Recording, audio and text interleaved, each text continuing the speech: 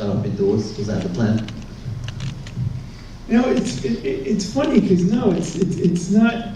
We didn't have a lot of choice in this one.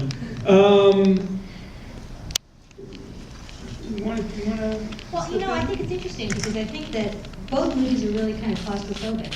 Like in Open Water, you're with two people, even though they're in a vast ocean, you're just with them. And there's something about just staying with them. It's very intimate. And I think here it's the same kind of a thing where you're with a character, and of course with the continuous shot, you can't get away from her. And it's really important that we like her because we're going to be stuck with her for 80 minutes. Yes, you have to really care about her and want to watch her because the whole film is about her experience of reality. The film is literally her experience of reality. So the challenge of casting this is to have somebody that can sustain that kind of scrutiny for that length of time. You see who you arrived at, but was that an arduous process to find someone that could carry this and but maintain the various levels of kind of emotional kind of reaction, the ups and downs of that, and also be kind of easy on the eye and charismatic in some way, or have some kind of screen presence. Well, we have to say that we had casting directors that we had been working with before, Carrie Barton and Paul Schmee. They had cast Jennifer Lawrence in Winter's Bone the year before, and we gave them the script, and immediately they said, we know who Sarah has to be. And they had Lizzie in mind. And so we actually saw Lizzie early on in the audition process, and she was fantastic, and she really set the bar. But we did go through the process, and we did meet with a lot of other actors, and there were other reasons why Lizzie was really, we felt perfect for the role. We were looking for somebody who had theater experience because we knew that the shot it was not easy shooting the film, and we knew that we needed an actress who had training in theater so that she could keep her focus and keep her concentration and keep her performance at a high level for a long period of time. And Lizzie had those skills. She had gone to Russia and studied theater. She's a very serious actress, really takes her craft seriously. I started out in film as an editor, and that's what excited me about film, because it's one of the unique aspects about film as opposed to an art form, editing. And here we took on a film where that has been eliminated. It's gone. And, sort of. Yeah. We can talk about that more. But as far as crafting a performance, and I can say that, even if you have the greatest actor in the world, the worst actor, it's like so often it falls in the hands of the editor to create a performance. And here you have a film where that's been taken away. You really need somebody who's going to carry this through these long takes and carry the emotion and also all the technical difficulties of that particular take. And she did an extraordinary job. You really need someone who could count on to do that, and she came through. I remember John Sayles talking about when he made City of Hope, which is like 10 shots, or 20 shots. Like he used he did it in 10-minute takes, one after the other. So it was really easy to edit at the end. He just put them together and the film was done. But he said the nightmare of doing that was that if someone botched something 9 minutes into the take, you have to, it's all for naught. You have to go back and do it again. Did you kind of rehearse intensively, or if so, for how long? And were there any kind of particular problems or stumbling blocks that meant that doing a particular stretch of the film, something would go wrong just before you nailed that passage? Absolutely. We had 2 weeks of rehearsal and we had 3 weeks to shoot the film. And, the takes were very, very long. Some of our takes were more than 13 minutes. And it required so many people to hit all of their cues. And, the whole house was pre-lit from above, and we had a demo board operator who was operating the lights. Then, of course, we had props, and we moved the camera a lot. We would go from outside to inside. We would go from the first floor to the third floor, from the first floor to the basement to outside without cutting. And that was very challenging. And it would happen, of course it would happen, that somebody would just blow it at the end of the take. Sometimes it was just a prop guy just missed the moment, somebody just didn't open the trunk in the right time, somebody just wasn't in their spot at the right time, and it happened a lot. And we never got a single shot before we were in the teens. So there are some hidden cuts in this movie. I think the only one I'm certain of is when she exits the house for the first time in through the storm doors. I'm pretty sure there's a cut hidden in there. You mean in the basement? Out of the Yeah, basement? out of the basement. Yes. Yeah, that and it looked like there was one actually when she was running around outside.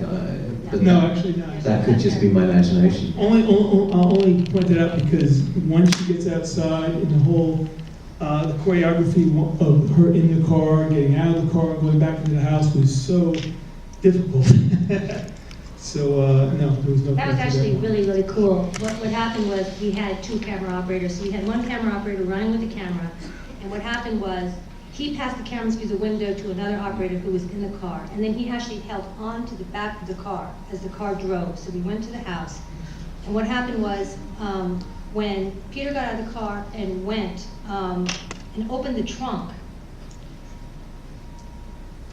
Let's see, Ludo got into the car through the. Oh, he got into the driver's seat. That's right. So what happened was he got out. So when Peter got out, he got into the car, and then when he opened the trunk, Igor got out. That's what it was. In other words, we had two camera operators. Right. And so then when Lizzie got out, then he passed the camera to Igor, who was outside, and he ran with her in. So there was no cutting. It was very complicated choreography. That's what happened. Did you ever think at any point in the process of developing this that you could do it all in one take? Well, we knew with the camera that we had, which we needed a small camera in order to be able to, for the cameraman to even be able to hold it for that long. And with the camera that we chose to use, there was limitations on how long you could shoot with that camera. So it was never a consideration to shoot the whole film. Mainly, it wasn't a consideration because who cares? I mean, the point was the experience. People come to see a movie, they don't really give a damn about is Gollum CGI or is Gollum real? Who cares? I mean, the point is the experience they get to have when they come and they see the movie. And what was so intriguing about what sort of approached us about making this film and the idea of making film in one take is it's a new way of experiencing something, a new way of telling a story. And so how we achieved it, yes, we did many shots, but what the real challenge, the daunting challenge that frightened me, both of us when we took this on is the fact that all the usual tools you have as a filmmaker have been taken away. Yeah, it's kind of old school. There's no digital effects in this, right? Well, it's not just digital effects. It's that when you want to, the normal way to control pacing, the normal way to control revealing information, the normal way, as I was just saying earlier about even tweaking a performance of an actor, that's gone. It's off the table. So what you see is what you get. I mean, in being an editor, this is, I was hyper aware of this. And so you're really just going out, you're taking a camera, and you're taking, talent, and you're taking everyone, all the creative people involved, and you have to kind of nail it in one shot. And you can't fix it in the cutting room, and that's a very unusual kind of challenge I have today. Who was more tired at the end of the work day, the cameraman or the actress? I think it was pretty even, but I think Lizzie was actually more tired. I think because Lizzie had to bring herself to a really high emotional place, because the character is really complex, and she's really hurt, and she's really deeply traumatized, and she doesn't understand what's going on. And so Lizzie was bringing all of that to her performance, and I think that she was bringing it every take because we didn't know what take would work, and it was so technically difficult. And she had not only to remember her performance, but she had a lot of she had to remember all her cues. It was her movements that justified the camera's movements, and she also had to sometimes help with the lighting. Sometimes she would have to pick up a white cloth and shine her flashlight into it, or sometimes Igor, our DP, had foil on him, and she would have to shine the flashlight into him so it would bounce back into her face. So she was holding a lot of technical challenges as well as her performance. So it was really grueling for Lizzie. Questions out there? Yeah. How many takes were there, and what was the length of time for the longest take? How many takes were there, in fact, and what was the longest take? Well, when you're asking how many takes, You mean how many shots? I would translate that as to how many shots. And it's embarrassing to say, I don't even know exactly. I would guess 9. Just the movie's probably 9 shots. As far as how many takes to get each one of those shots, as Laura just said, we work our way into the teens, and at the end of each and every day, usually it was that last take that was the take, which is never made it easy because that's the only movie. And our longest take was about 13 minutes. Pretty much we took the camera to the maximum inch. Yeah. What camera did you use? The Canon 5D. Yeah. You said we're really experiencing her own reality, and I think you guys did a much better job externalizing that than the Uruguayan film. So I wanted to ask you about reinterpreting it and the changes you wanted to make when you... Yeah. The question's about the Uruguayan film, which this film was based on. This viewer felt this was a much more successful.